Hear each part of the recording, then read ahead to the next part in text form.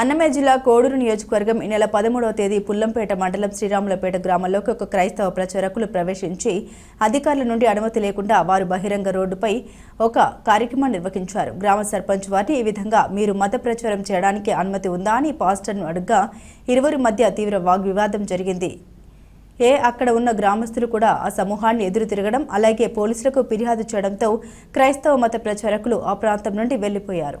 అయితే అక్టోబర్ 18న ఆ క్రైస్తవ మత ప్రచారకులు తప్పుడు ఆరోపణతో ఒక పోలీస్ రిపోర్టు ఎఫ్ఐఆర్ దాఖలు చేసింది. ఈ విషయాన్ని ఎఫ్ఐఆర్లో ఉన్న వ్యక్తులకు కూడా తెలియదు. కానీ ఆ ఎఫ్ఐఆర్ను మరో క్రైస్తవుడు పుల్లంపేట మండలంలో 5 మంది ఆర్ఎస్ఎస్ మతోన్మాదులపై కేసు నమోదు అంటూ మరొక గ్రూప్లో రెచ్చగొట్టే విధంగా పోస్టు చేశాడు. దీంతో ఆగ్రహానికి గురైన విశ్వ హిందూ పరిషత్ సభ్యులు సరైన విచారణ నిర్వహించకుండానే పోలీసులు 5 మంది హిందువులపై ఎఫ్ఐఆర్ నమోదు చేశారని ఆరోపించారు. ఈ సంఘటన జిల్లా అంతటా ఆశ్చర్యాన్ని రేపింది.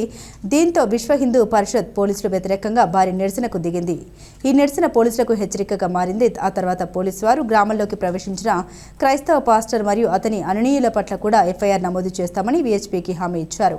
ప్రతి చర్యగా పోలీసులు 2 ప్రత్యేక ఎఫ్ఐఆర్లు దాఖలు చేశారు. వాటిలో ఎస్సీ ఎస్టీ అట్రాసిటీల నివారణ చట్టం కింద కేసులు చేర్చబడ్డాయి. మా ఊరు శ్రీరాములపేట. మా ఊర్లో 2 ఇండ్లు మత ప్రచారం ఎక్కువ అయిపోయింది. 30 ఇండ్లు ఉన్నాయి. ఇబ్బందిగా ఉన్నది. మీరు దయ ఉంచి చర్చ తీసుకోవాల్సిందిగా ప్రార్థిస్తున్నాను.